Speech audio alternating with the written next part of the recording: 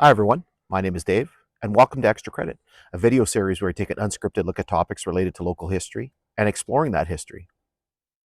All right, so as we normally do at the start of every episode, just a quick reminder to visit my website. You'll find a link in the description. There you'll find all kinds of content related to the topics we take a look at in this video series and then some, including a link for extra credit. So if you're new to the video series, you haven't seen any of our episodes, there you'll find a list of everything that we've covered in the past and also a list of upcoming things. It's a short little list, but an upcoming list of things that we're going to be taking a look at in the future. If you've seen the series before, you may want to go back and revisit something, or maybe you missed an episode along the way. Additionally, you're going to find me on social media. So you're going to find me on Facebook. You're going to find me on Instagram. And last but not least, if you haven't already done so, please make sure that you subscribe to the channel, turn on the notifications. Basically, there is oftentimes a lag, there's a delay from when content shows up on the channel and then when it makes it onto things like social media. It could be months or even longer sometimes, depending on what we're doing, especially with our exploration series videos. Usually there is a considerable delay. Like I said, sometimes it can stretch into months or even longer, depending on how things kind of work out. So if you're subscribed to the channel, you're turning on the notifications, you're going to get the content just as soon as it is posted here on the channel. So welcome to our next episode. I do apologize. It is early June. We are filming this, so this is July's episode. The black flies are just atrocious. I want to try to film this outside because it is June and we want to take advantage of the weather. We're usually stuck inside a good chunk of the year. It's one of those goofy days. I'm in the shade, try to even out the light a little bit. Unfortunately, the black flies are just horrible. And what's happening is the wind kind of comes and goes. And every time the wind comes down, the black flies just swarm. And then when you get a gust of wind, they kind of disappear. So it's not particularly ideal conditions for recording. But again, it is June, it is spring, late spring, summer's on the horizon, and we're going to take advantage of being outside as much as we can. So as you saw by the title of the video, we are back out in the field exploring. The last couple of episodes, we've been taking a look at the Grand Trunk Pacific. And so this episode, we're going to go back to the Canadian Northern Line, the Kinghorn line, that we've done quite a number of episodes on already. This one is going to take us to a really, really interesting location. We've done an exploration series video on this quite a number of years ago. So what had happened is that last fall, so last October, we were in the area because I wanted to reshoot part of the videos in the area that we were going to. So where we're heading to is north of Nipigon, basically between Nipigon and Beardmore. And so the place is known on the maps. You'll see it as a Macdiarmid, and it was Macdiarmid for quite a long period of time. Today, it's basically home to two communities, Macdiarmid and a First Nation community that was previously known as Rocky Bay First Nation. That is its English name. Today, it basically goes by its First Nation or its Ojibwe name, which is Biinjitiwaabik Zaaging Anishinaabek, or BZA for short. I do have to say a thank you to my colleague Esther, who teaches Indigenous language, for giving me a little Ojibwe lesson a few years ago and helping me with the pronunciation of some of the names because they're not particularly easy to say, and hopefully I've got it right. I think I do. But in any case, so basically Macdiarmid, BZA, is located on a bay of Lake Nipigon, known as Biinjitiwaabik or Biinjitiwaabik Bay. And what is the attraction there is the only tunnel on the Kinghorn line, and one of the few tunnels that are located in this area, and ironically, actually the longest tunnel in the area. There are a few tunnels here and there. It is the longest tunnel, and it's actually one of the longest tunnels in the eastern part of Canada. And you don't often think about this area as being home to things like tunnels. We are in the Canadian Shield, however, and there are a lot of rocks and there are hills and things like that. Obviously not mountains like you would see in places like British Columbia or Alberta, but certainly there is some terrain terrain issues, and there were some tunnels that were built. This is not necessarily the most well-known tunnel in the area. That title falls to the Flet Tunnel, which is located on the former Grand Trunk Pacific line, the Graham subdivision. Sorry, the wind has gone down again, so the black flies are swarming again. Fun. In any case, so what we were doing there, as I mentioned, we were there to refilm part of the videos that we did in that area. So we had filmed or recorded that area on numerous occasions, and I wanted to reshoot part of it, with the exception of the tunnel and what comes after the tunnel, which is basically a fairly large bridge over the Postagoni River. And so we did our hike, and then on, in where we had parked, basically close to the river, and then we started the hike, and we finished the hike right before the tunnel, because I didn't want to redo the tunnel section because we had sort of covered that fairly effectively. So I figured while I was there, let's do a video on the tunnel, and it is kind of a really interesting feature. And again, it is the largest tunnel in the area. It is very unique because it is partially encased in concrete. As you're going to see in the video, the two portals are encased in concrete. Part of the inside is encased in concrete. The ceiling was shotcreted, so basically they sprayed concrete in the ceiling, and that was to alleviate issues with rockfall. Basically, if you look at railway timetables, you'll often see that there was warnings for train crews to basically be aware, looking out for rock that had fallen down. And, so that was to help alleviate that. And as you will see, it looks like they were planning to do additional work. And so that concrete work was done around 1982-ish, around the time that they reballasted the line. They had done that, and you can actually see that it appears that they were gonna do additional work, but they never either got to it, or that was kind of shelved, or whatever the situation was. So in any case, let's take a look at the video now. I will sort of preface this. I did forget the gooseneck mount for the second camera, and so you're only getting the one camera. So basically the one that's mounted on my helmet. You're not going to get the face perspective camera, or the camera that's focusing on me. So I do apologize for that. So you'll just see the one perspective, unfortunately. Okay, so here we go with today's adventure. First things first, we'll show you a little map to indicate where we are.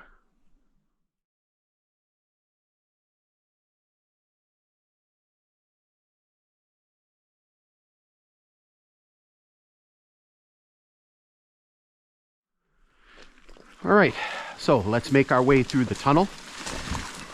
So again, this is known as the McDermott or Jumbo's Cove Tunnel. Again, McDermott because we're close by to the community and the former railway station at McDermott. Jumbo's Cove because just to the south, there's a place called Jumbo's Cove. So here you can see the opening of the tunnel itself. So you'll notice the concrete around the opening. So that was done in the early 80s, around the time that they reballasted the line. And again, that was all done to sort of mitigate a lot of the rockfall issues that they had. You can see the nature of the rock here. It's very kind of loose. It's very lot of segments to it. Basically almost kind of like a shale-like material, very soft, so it comes off very easily. You can see the deterioration that has happened with the outside of the tunnel. So we're on the northern portal. You can see some of the concrete is flaking off, exposing the reinforcing steel. So you can see that the concrete work continues on inside the tunnel. You can see some ties, and then the ties are going to continue on the inside as well.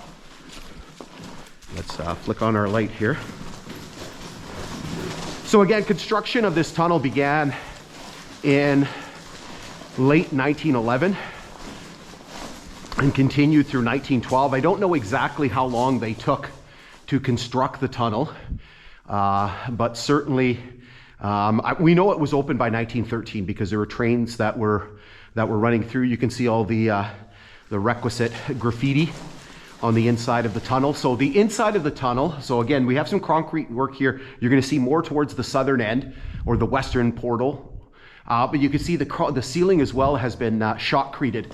So basically they spray concrete up there. And again, that was done to sort of mitigate the rock fall that was happening. So here you can see the ties. We're gonna try to go on the side here because it's a little difficult to push the bike over top of the ties. So again, the tunnel is 1,058 feet long, so quite large. I love this flashlight. It's very illuminating. It has a lot of power. Wish I had this when I did the video for the tunnel. The flashlight I had was okay, but nowhere near this power. Really lights everything up. Make sure you click on the link that I posted, and you can go and see the video that I made on the tunnel.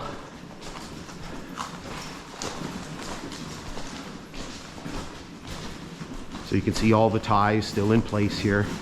Again, apparently it was not easy to pull them out, so they just left them in here. You can see there's still some spikes in some of them.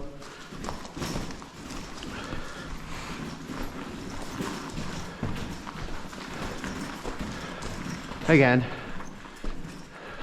the graffiti, somebody 20-year anniversary of the cat.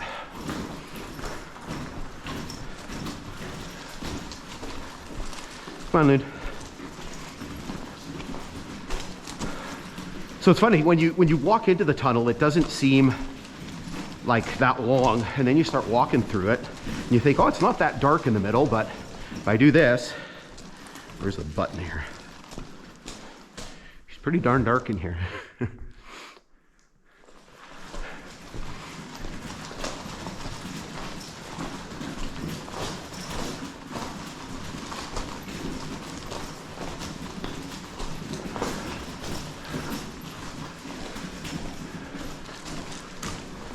So you can see there's still stuff falling down, even though the ceiling was addressed. And here you're going to actually, just up here, you're going to see some a fairly significant pile has come down from the ceiling.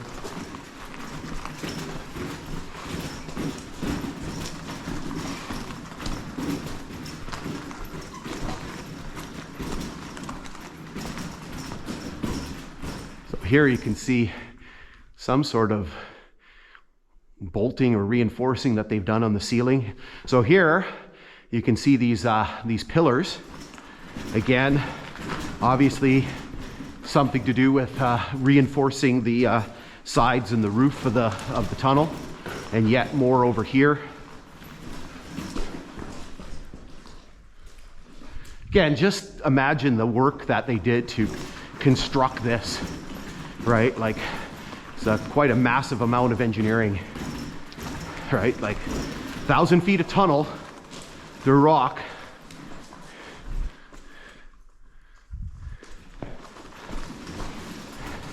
And again, no modern machinery. So here you can see some of the issues. So you can see that we've had rock come down. So obviously this is a problematic spot here. So the rock has come down from right up there. So you can see yet more of this concrete work here. Hopefully this is turning out okay on the camera. Normally when I do tunnels like this, well, tunnels like this, there's two in the area, this one and the one at Flat. So I have the camera in one hand and the flashlight in the other, so I can kind of see where I'm pointing at, but camera's on my head, so hopefully I'm doing a good job recording here.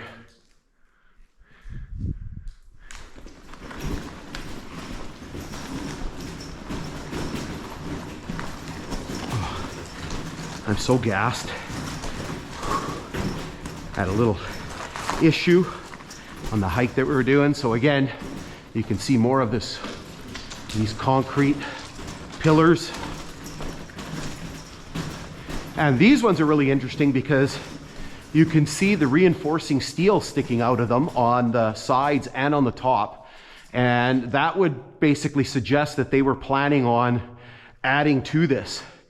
All right, you wouldn't leave that steel sticking up just, you know, for fun. So here you can see we got some arching going on. So you can see this top part's been fully encased. Again, you can see those reinforcing bolts, probably to hold the forms. So maybe the ones that we saw back there were the same sort of idea. They were going to fix that spot with concrete, right? They were actually going to form it up. So here you can see, obviously people climbed up there to get that way the heck up there. All the power to you. I am not climbing up there. Here you can see the drill marks. So you can see drill marks in the rock. And I think there's more over here, yeah. You can see some over here. So if we look back,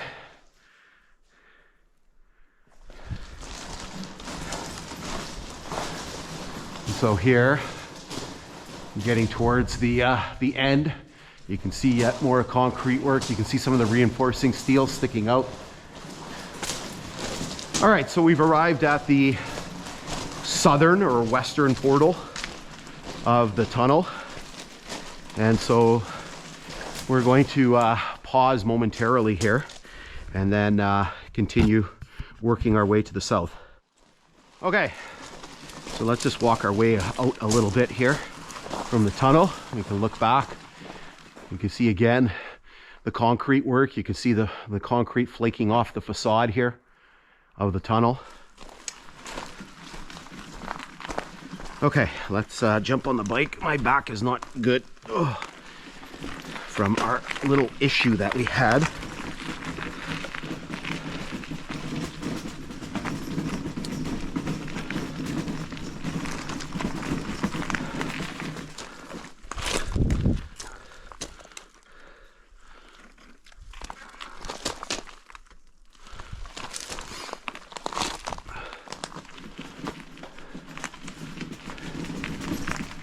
Come on then.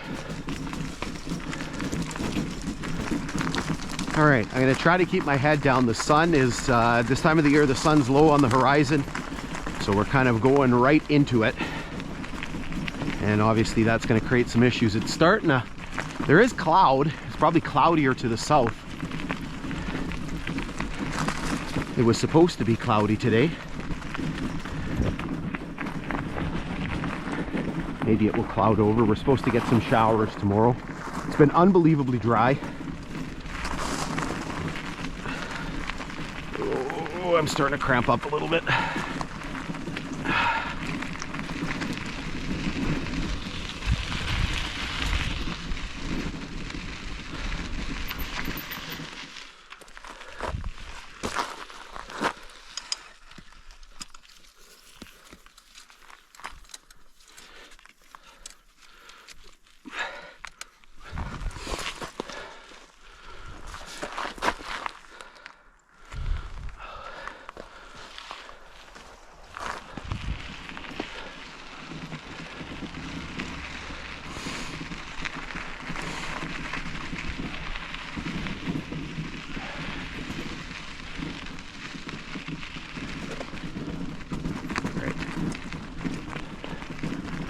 Okay, so we're crossing the road here. This goes down to Jumbo's Cove. Now we're going to continue to the south. Hopefully my bike holds up here. We're starting to slip gears a little bit.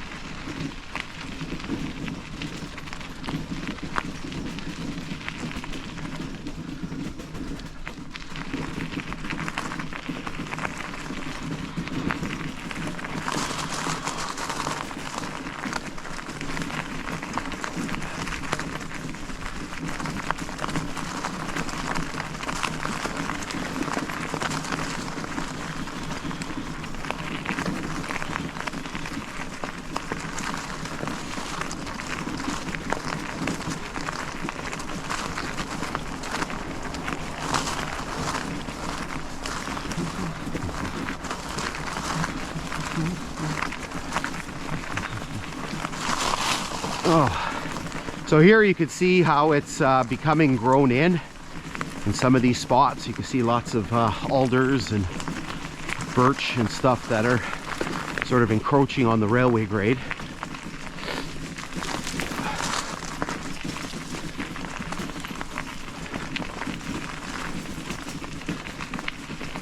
Again, it has been 19 years since the last train ran, so we're coming up on the 20th anniversary next year of the shutdown of the line.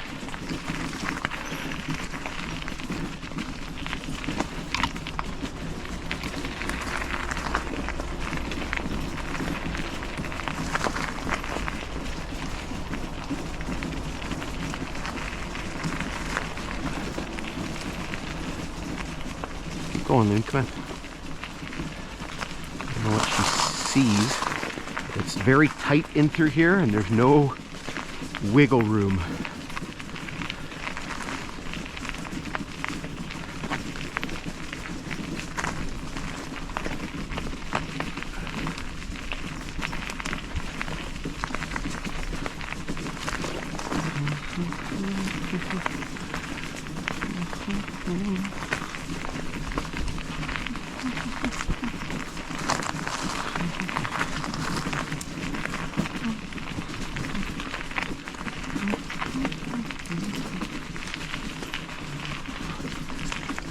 Okay, so we're coming up to our next road crossing here. We've got a culvert.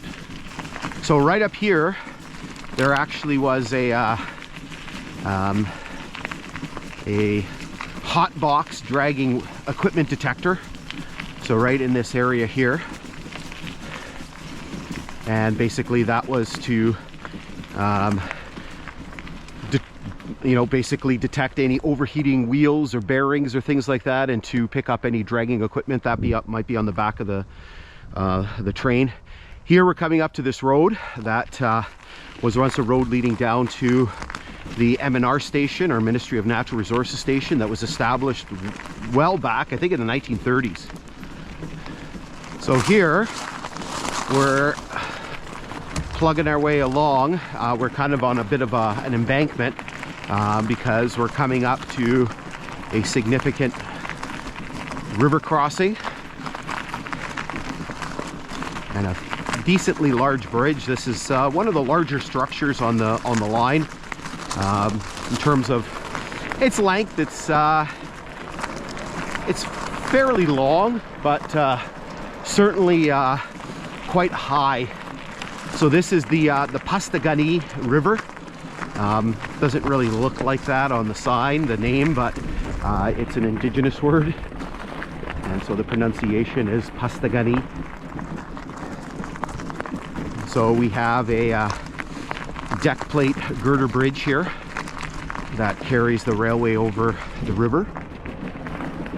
You can see the highway just to our east, just to my left, and the transport's ripping by.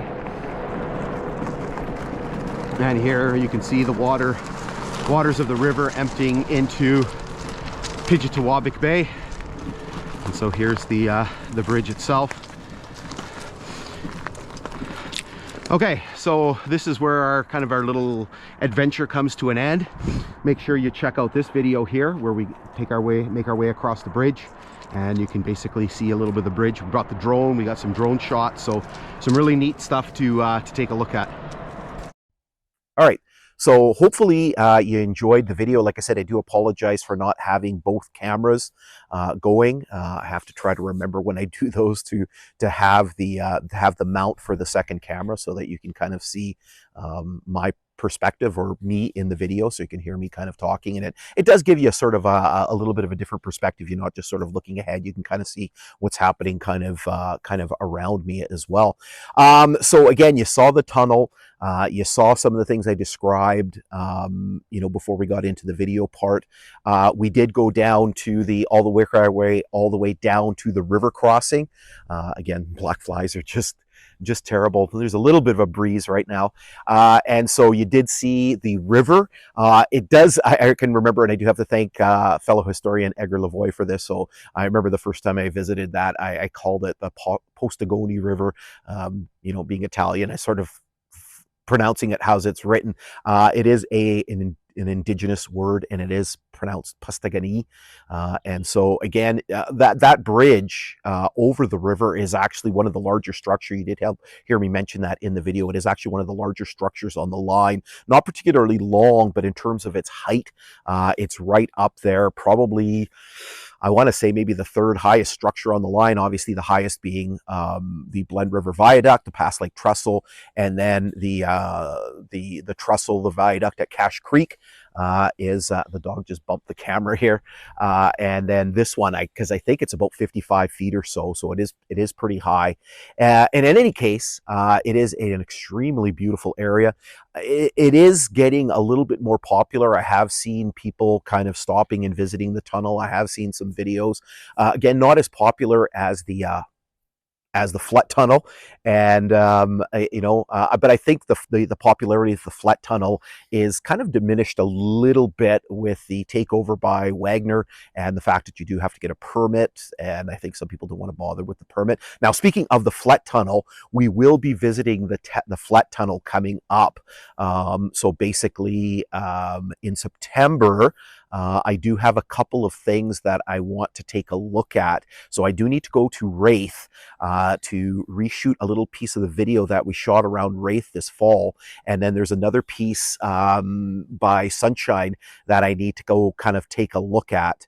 And so while I was thinking, while I was in the process, maybe we should do a little one of these extra credit videos on the Flet Tunnel. And so we will be visiting that. We will be doing the thing. And if I can get it going here, we'll maybe get the Lunacan hooked up, and basically you'll see that tunnel from Luna's perspective. And basically because it is about a mile. It is about a mile to go from where you park to basically to the Flet Tunnel, and certainly a little bit longer than this tunnel, obviously, with this tunnel, the McDermott Tunnel, or some people call it the Jumbo's Cove Tunnel. You can actually get right up to the tunnel, and it's a very, very short little walk. Whereas Flat, you can drive right up to it, but if you're walking in from the road, it is about a mile or so to get to that. So in any case, hopefully you enjoyed this sort of little exploration. Hopefully you saw the tunnel. Again, make sure you check out the exploration video, because there is a lot more information in there, particularly on the unfortunate tragedies that surrounded the construction of the tunnel. So basically the two workers that were killed in the explosion, and then within the space of a couple of weeks, the third worker was killed in a rockfall incident. And so sadly, 3 people lost their lives. 2 of those workers are buried nearby, and I do mention that in the video. Unfortunately, I've never been able to go and visit the graves. Maybe someday I'll get to that. But in any case, so again, hopefully you enjoyed this. We will be visiting another tunnel. We will be visiting the Flet Tunnel coming up. We've got some more driving videos.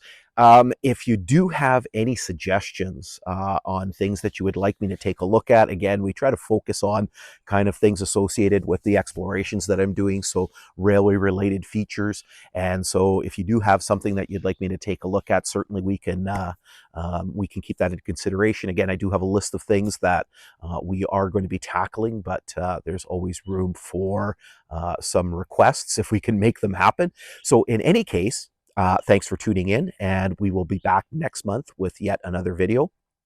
So in any case, I want to say thanks again for tuning in, and we'll see you very soon. Take care.